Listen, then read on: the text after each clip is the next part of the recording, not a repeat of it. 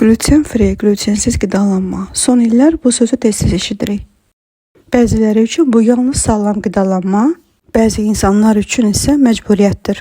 Qabs pəhrizi saxlayan və leykoqat sindromundan əziyyət çəkən insanlar üçün həyat tərzidir. Bugün bu pəhrizdə nə yemək olar bir nümunə göstərəcəm.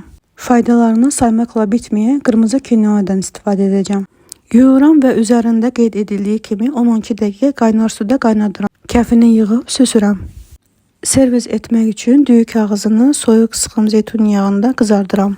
Qabs pəhrizinin əsas məqsədi bağırsaq və həzm sisteminin sağlamlığının təmin edilməsidir. Bu pəhrizdə tövsiyə olunan ət quzu ətidir.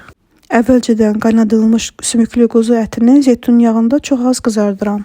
Bu pəhrizdə şəkərdən, şəkərli meyvə və tərəvəzlərdən uzaq durmaq lazımdır. Leykoqat sindromu, yəni sızdıran bağırsaq sindromu, burada nazik bağırsağın divarları zədələnmişdir. Bu tip xəstələrdə əsasən kandida və digər göbələklər geniş rast gəlinir. Şəkər qəbul etdikdə bədəndə olan həmin göbələklər şəkəri həm beyin, həm də bədən üçün zəhərli olan toksinlərə çevirir. Pəhriz ilə yanaşı vitamin və qida əlavələrindən istifadə edilməlidir. Qida əlavələri maye formasında olsa daha yaxşı olar. Post faydalı oldusa, like edib səhifəni izləməyi unutmayın.